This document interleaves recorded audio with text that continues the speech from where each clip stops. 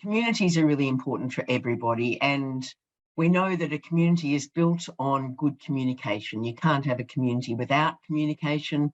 Communication leads to connection, social closeness, and everybody feeling that they're seen and valued. So back to this particular panel, a school setting is a community. Everybody needs to have a voice. Everybody needs to have a way of connecting with others. Many kids with communication difficulties in schools can struggle with that. They need a range of communication tools and strategies that give them a voice and a way of connecting with others. And that also means that everybody else in that community needs to be across that communication tool or strategy or modality. And that's the bit that's often hard. There's a whole lot of different classes. There's many teachers. There's a wider school community, parents and families. So that's why we wanted to have this forum. Here we are then. I want to introduce our three panel people. And you'll already know that we're recording all sessions. We've got Chloe as fabulous tech support person. Thank you, Chloe. Add questions and comments anytime and we'll get to that. Okay, so on this panel, we've got Steph Roden. Steph founded Celebrate T21 that some of you may be familiar with, and you may have seen the gorgeous photo books that that organisation creates. Celebrate T21 aims to empower and educate the Down syndrome community. Steph's also a primary school teacher and an advocate for kids with Down syndrome and for their parents. We've got Ruth Rogers, who's principal at Coronga School in New South Wales, and she started way back in terms of keyword sign with Makaton in the UK. Yeah, I'm Margaret Walker, claim to fame. Oh, with Margaret Walker. Okay, we're going way back, probably before some of the people in this room have been born, which I'm increasingly fond of saying as I get older. Now Ruth is out of the classroom, but she's still a very strong advocate for kids and for the community surrounding each child. She also runs a signing choir. We've also got Simon Hume, who is the Deputy Principal at Durham Road School in WA. It's the largest support school in WA, so that makes it a challenge in itself. He manages the primary classrooms and has been engaged in training the whole campus in keyword sign in order to improve the communication accessibility in the school and to give kids more opportunities to communicate with everybody. Okay, so I'm going to ask each person to give a very brief summary, just a few sentences, of what you've been doing in your keyword sign work or in your setting, and your thoughts on developing a community, and then I'll ask you some questions. So, Ruth, you start.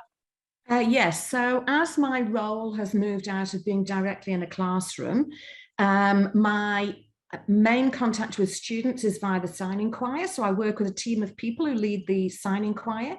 We have showcased this in various settings, which has been a great profile for our school, great experience for our students, and we regularly on an annual basis show at the Epping Music Festival.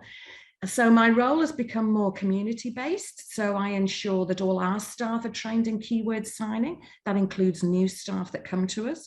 And I run 2 signing courses a year in terms 1 and 3. And one of those is for just family members, just parents. I don't include siblings unless they were over 18. But family members, and the term 3 one is for community members. So we advertise that widely in our newsletters and posters up at school, and we try and engage with as many people as we can from the community. Thank you, Ruth. Okay, Simon, also in a school setting, you've come from a school where keyword sign was quite strongly embedded and moved to a new school, and you're starting that process. Tell us a little more. Yes, yeah. So the school that I used to work at had keyword sign quite well embedded, like you said, Libby, and that extended to sort of keyword sign print being around the campus. There were performances, clubs, groups being run with keyword sign. And I moved on to Durham Road School, which is quite a much bigger setting. So Durham Road School has about 235 students and about 180 staff. And what I was finding is that keyword sign wasn't necessarily as embedded there, as being a very large school. And so I started to train my phase. So I'm one of the deputies at the school, and as you mentioned, I line managed the primary classroom. So I started by training the primary classroom staff in keyword sign. And through doing that, I actually had a discussion with Amy Litton, a speech pathologist over here, and also a keyword sign presenter. And we talked about sort of getting it further. So we flicked out an email to all of the staff at Durham Road School and asked for expressions of interest for the training. And I think we received about 65, 70 emails back saying people wanted to do it. So we ran training after school for keyword sign. And we now have approximately, I would say about 70 staff trained. And so now we're at the beginning of our keyword sign journey at the school, but at the same time, we have keen staff ready to sort of get into it and start supporting the students with keyword sign. Okay, that's great. That sounds optimistic, Simon. That's excellent. Now, Steph, you started from a different angle, and you're not, well, your keyword sign work isn't primarily based in schools. So tell us briefly what your story is. So my introduction, I guess, to keyword sign was really when shortly after Lincoln was born. So our youngest has Down syndrome, and from the diagnosis story, which I won't go into, we then ended up founding Celebrate T21. But I attended a course when he was 6 months old with other families within the Down syndrome community that was put on by another organisation within our community, T21 Mums. And it was a lovely opportunity, one, to be able to meet other families of children with Down syndrome, and in a supportive environment where we were able to partake in the keyword sign course and then support one another down the track in online forums where we would say, oh, hey, what was that sign? What do we need to do for this? And we would incorporate it through daily activities that we were doing in conjunction with our speech pathologist at the time. And actually I can see that Kirby's also here online. And from since then, we've been running some workshops, and Kirby hosted one back in 2019 for us, and shortly in Wollongong with Amy Nelson. So we're starting to provide our families with opportunities to continue with keyword sign, and then help to spread that through the other avenues that we're doing, such as within the school system. To develop a community of schools, it really is about that cultural shift, and with developing a culture that has inclusion, diversity, creativity. And I guess I add creativity because with creativity comes risk-taking. And without that element of risk-taking, people don't give things a go. And it's really important just to be able to say, okay, we're all going to try now. And if we fail, that's okay. But it's just about getting in there and giving it a go. And often there's opposition from either staff, because they're like, oh, it's another thing that we need to be doing, or oh, I'm not doing that because it's only me that's doing it. Why do I have to do it? Or it's in isolation. So by incorporating whole school and then extending that to parents, so from staff that are welcoming you at the front desk, to staff meetings, to SRC, and empowering the SRC to help deliver those keyword signs at assemblies, to when families come to those assemblies, and really introducing it slowly so that eventually we have something that's happening really naturally that might be, yes, a little bit difficult to start with, but then everybody's doing it and everybody feels like they're supported and they are truly being inclusive and giving everything a go. Yeah, okay, great. And I think you're right. I think starting in new environments, it is starting slow, starting small, but building on things gradually. and continuing to support it to grow, I guess. So you've talked about developing a culture and empowering certain players in that. Can you give us a couple more specifics on, give people some strategies, like what are some good tips for making that happen? Look, I think that, I teach kindergarten and I'm only teaching them 1 day a week because of my other commitments. But that was a great way to start an introduction with morning routine. In New South Wales, a lot of schools are doing what's called morning routine. And from kindy, we just start with the short date with our initial phonemes. So it's really good to be able to use the alphabet to start that introduction of what those initial phonemes are, so that those kids that might not be verbal or that don't want to actually speak up in front of everybody else can use that sign and still be able to communicate. And it's another way for them to have another strategy, another metacognitive strategy for them to be able to recall. And you make it fun, like through making it fun and singing. And we're going to, let's say it. Let's say it. What's the phoneme? Let's say it. And then the kids start to do that. And, just that corresponding sign with what you're doing makes a big difference. And I noticed with my own child that he actually started to make more sounds through the signing because everything was coupled together. And though he still is nonverbal and only says some random words, excuse me, here and there, that side is actually starting to develop, which is really interesting to hear that coming out, because often families will say, or they have that opposition that, oh, I don't want to be doing signing or keyword signing with my child because then they won't speak. But it's another tool, another strategy for them to have under their belt. And I think that brings up another point, that people actually understand the range of benefits of keyword sign, that it's not going to stop kids from talking, because often that is an initial fear, I think, that parents have, that in fact it can support the development of speech, and certainly it gives kids a way of communicating in the meantime until their speech is more workable, functional. Yeah. And I've forgotten the next thing I was going to say. Never mind. Okay. Ruth, and similar to Ruth, sorry, just similar to with Ruth with the signing choir, that's the other side that we've been doing, and we partnered with a local non-for-profit, the Illawarra Music Foundry, and within our local community of schools, we had 3 schools that were performing and given the opportunity to perform with a live band. And through that, one of the songs that we did was a piece that was signed, which really gained a lot of positive responses from families, and the kids loved being able to express themselves in that way and connect with one another and with the wider audience too. And I think that's another great strategy, because keyword sign is a fun thing, and I think if you can keep it fun, not a burden, not another work task that teachers have to take on, make it fun, keep it light.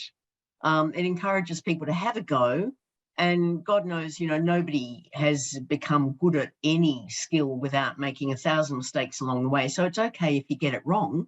And if you keep going, you keep getting it more right.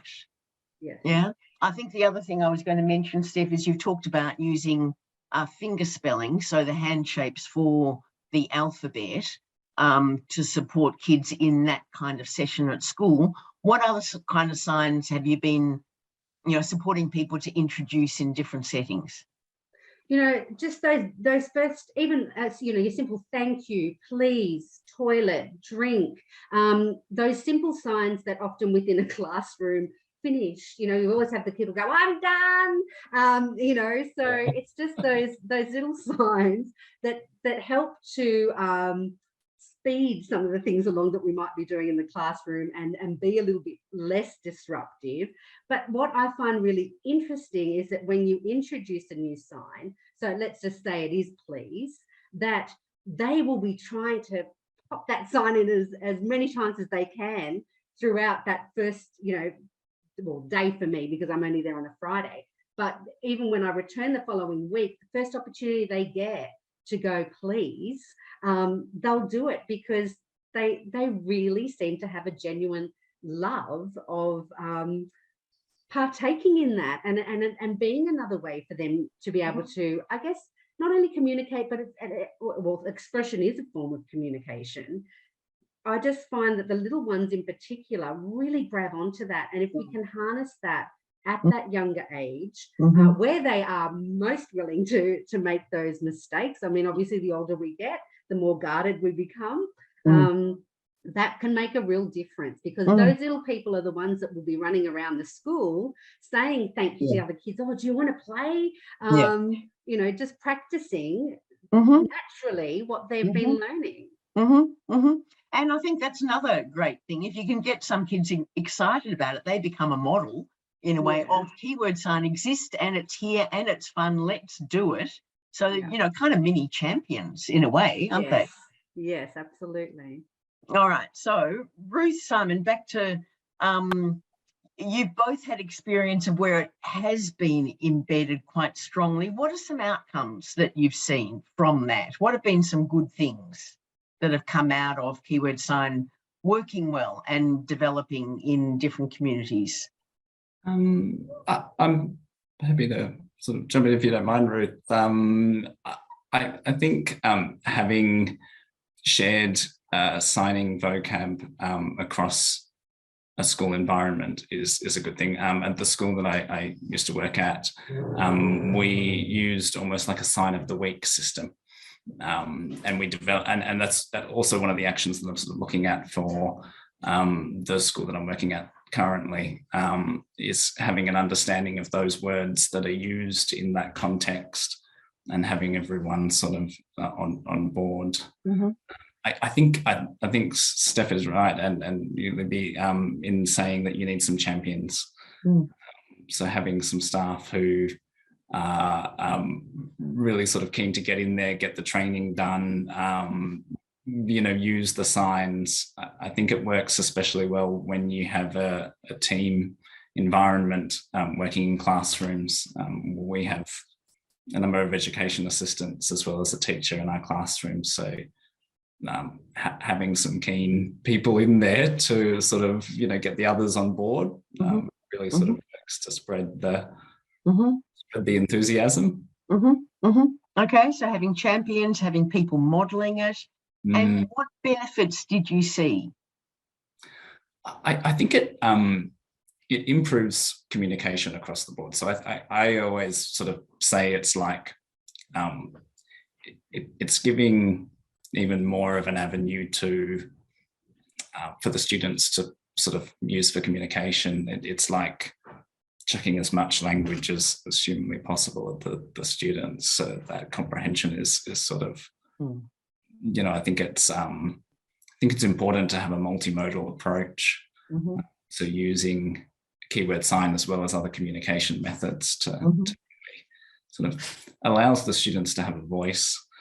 And so I think keyword sign really sort of contributes to that. Thank you. Ruth, you've been working at it for quite some time in your school. I know you're passionate about it. What are some good outcomes you've seen, as well as some handy tips for people that they might want to try in a school setting? Well, I've certainly found that it's starting to translate through to reporting and to setting SMART goals. So I'm so thrilled to see that that just being consistent and being able to promote it with staff has meant that they want to embrace it as another method of communication amongst a suite of tools. And so the impact we see in the learning and support team when we're promoting it for students who are dysregulated, because it gives people another language to reinforce when a student is becoming more and more dysregulated and distressed, to be able to say, you know, smell the flower and blow out the candle, and to take those deep breaths when our students are at such an early cognitive level of development. So their understanding of take deep breath, what does that mean? But being able to support it with some physical, and you've always got your hands with you so you can easily prompt them. It has just been fabulous to see that people are embracing it as such a relevant and, you know, easily usable form. beyond words, because we resort to words as people, but for many of our students, you know, we've moved away from saying they're non-verbal to just saying they're pre-verbal. So it's about empowering the staff to see that, you know, what else can we use to help to reinforce good learning. So we use it when we're doing our messaging, which is around kind, safe, and learn at our school. So that we use the sign at the same time. It's only the one sign talking about one of those 3 messages, but it reinforces what you're trying to say, so that you're giving legitimate and cognitive reinforcement of doing the right thing, or replacing when it is the wrong thing they're doing with the right messaging. It's been pretty key. And I think certainly in my experience as a clinician, often when people of any age really are stressed, anxious, frustrated, you can say whatever you want, but often a sign will get it across more comfortably and more easily, and often works better. And all the research around autism, of which I think our student cohort is about 80% as part of their suite of diagnoses, all the research shows that our students are visual learners. And, you know, we resort to using symbols, and we use it, you know, laminated pieces of paper to show. But of course, our hands are with us. They're our great visuals to use at all times when it's only, you know, 1 per sentence. And Simon, what are the next steps, you think, at your new school, where it's still a relatively new thing that you're working on building? I think at this point, embedding it further into the classroom. So I have already had some staff who are starting to focus on a few signs per week with their class teams. So I think sort of even sort of looking at that continuing across the board. I think there's a need for a bit more of the staff training. So I mean, I think it's great that we've gotten so far with training so many people. Still a big school, still more people to perhaps jump on board with the training. I'm going to I guess formalize more signing on student individual education plans, as Ruth was mentioning. We have some students who have keyword sign goals on their individual education plans, looking at how that would look across the board. So perhaps putting together a bit of a plan, a strategic plan for keywords. I think it's next. Yeah, and I think that's, you know, that echoes what Ruth was saying about getting it into SMART goals. And I think, you know, anytime keyword sign is visible in some way, if it's on a goal or if it's on a you know, notes about outcomes, or if it's up around on the walls, it keeps reminding people to keep it alive. And Ruth, you had a lovely idea that you used at your school of reminding people when they walk through doorways. Talk about that. Yes, we decided we wanted to reinforce with staff, and this was aimed for staff, and it's sort of generally at staff height, what the space is that it's referred to for, you know, by the students. So in the print room, we use the sign for photocopying, so that the symbol for that space is actually near the light switch. So there's a consistency of where staff are looking to reinforce what that space is used for. And so my office has the sign for the principal, and we have the art room, the art studio has the sign for art in it. And so it's constantly reminding teachers the expectation to reinforce what you're coming to that space for and what it's used for. And yeah. And then after time, if people look at that, use that, learn that, they'll remember. So you're building habits, really, aren't you? And I think building a habit of using keyword sign or any communication tool means that people are going to start using it less consciously, in a way, more automatically, I suppose, more fluently, more automatically, and therefore more around the place in more different settings. And that's where it starts to grow. Absolutely. creating that signing environment. That's it. That's it. Yeah, which is what we talk about all the time. But that's kind of what it means, isn't it? A whole lot of people using sign, increasingly in a whole lot of different places for a whole lot of different reasons. And I think involving the community as well, if you don't mind me jumping in, maybe. Oh, please jump. I think involving the community, Amy puts an article into our newsletters, and so we have that sort of connection to the community with sort of keyword sign. I know that Amy is also quite keen on looking at training some of the parents, yes, parents as well as, so that is another step that we're sort of looking further into. Mm-hmm. Mm-hmm. Yep, and I think that's important. Again, when you're thinking of community, you're thinking of a wider community, and every child in the school is surrounded by family and other friends, and how do you extend that communication environment out to there? Ruth, you talked about running workshops just for parents rather than for a mix of parents and teachers.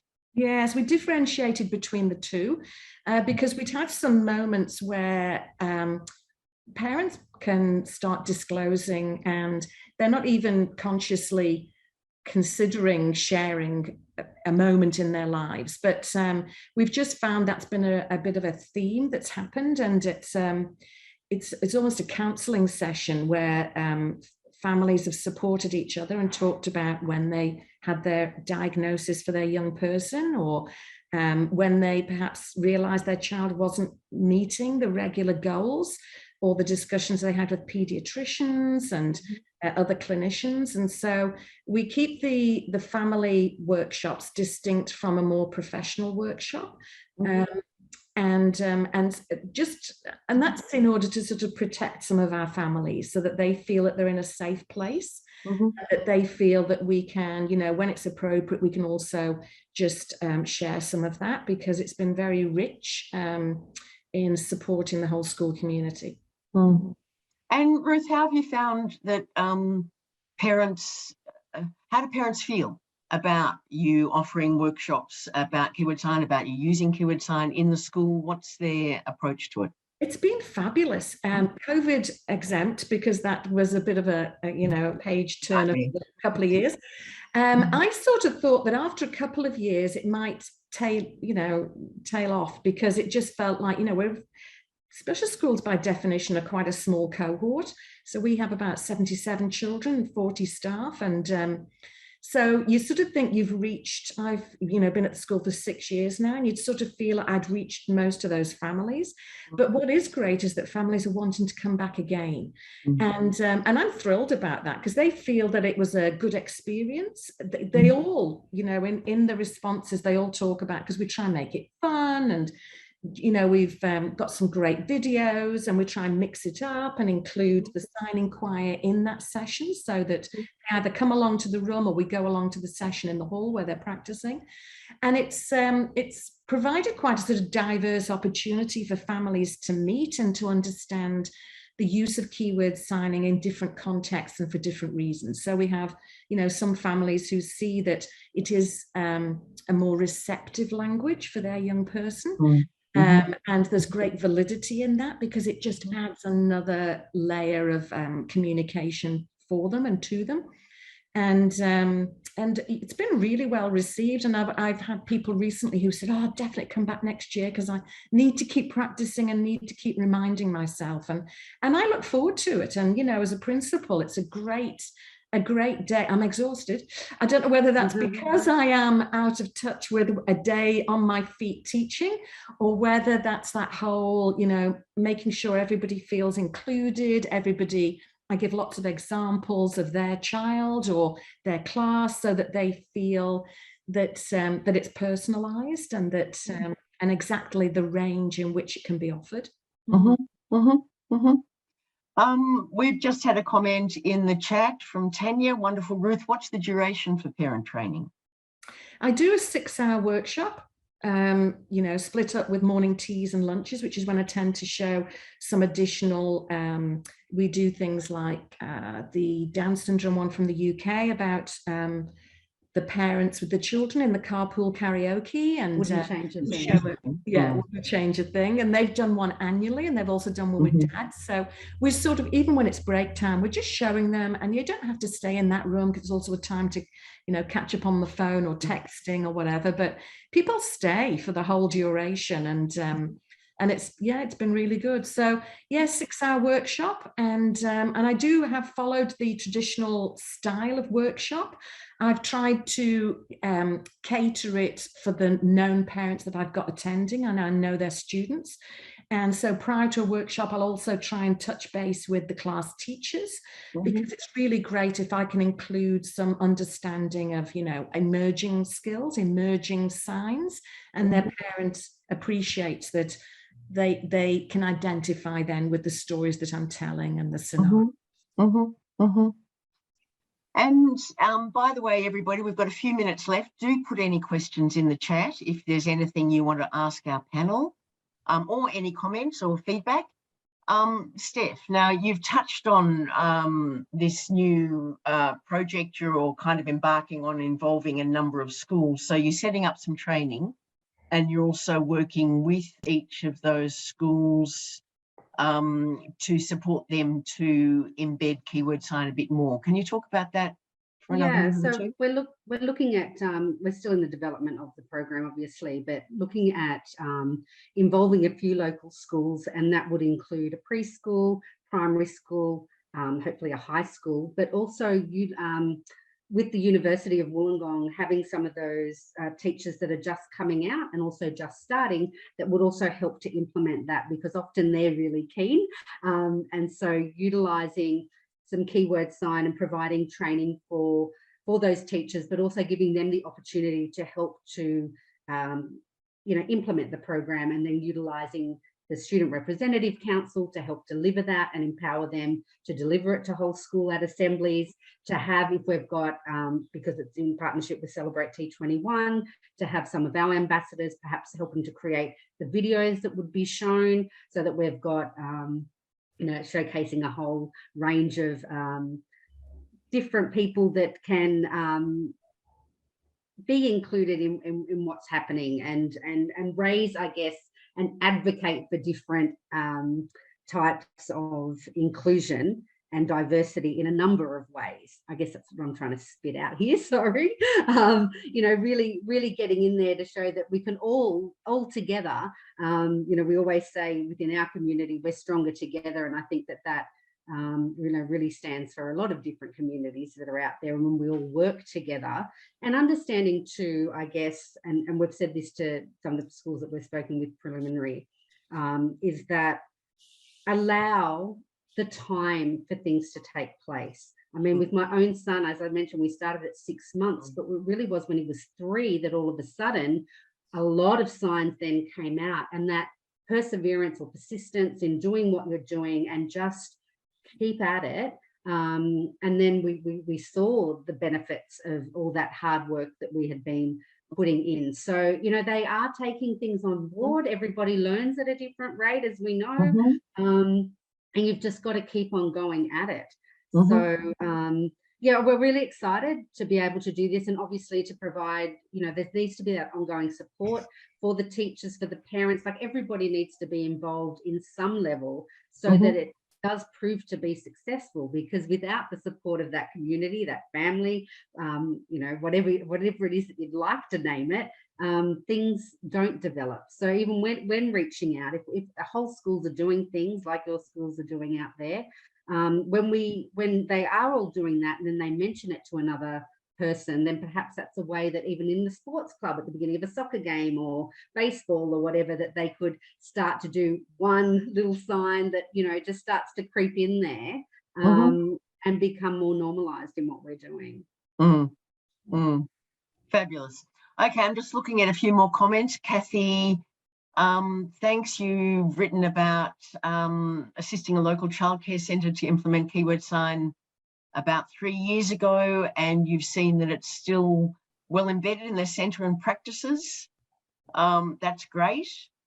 And I'm interested in what supported that. God, have we got any time to do that? No.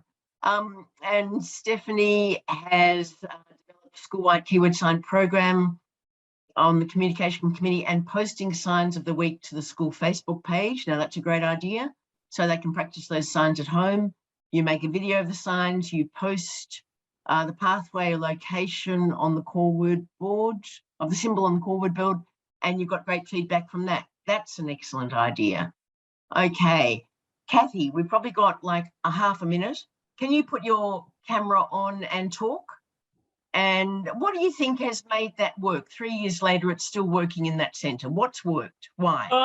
I was just about to put it in the chat. So I think what's helped it stay embedded is the couple of key champions who saw the benefit very quickly in their rooms, but also saw the benefit that had children in their centre been exposed to it in earlier rooms, then the assistance that it helped with in the 3 and 4 year old rooms was had a bigger or a greater impact.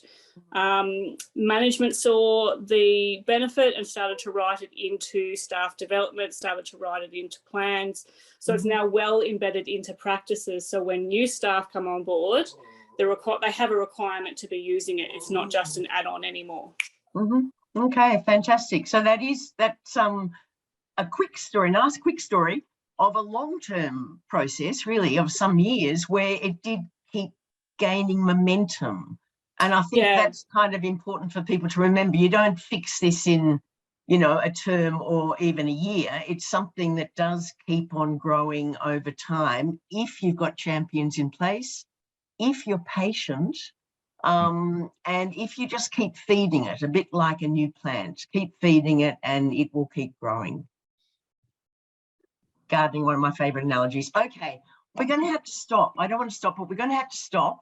Thank you, Steph and Ruth and Simon, for your time today and your information and contributions. And thanks to everybody for listening.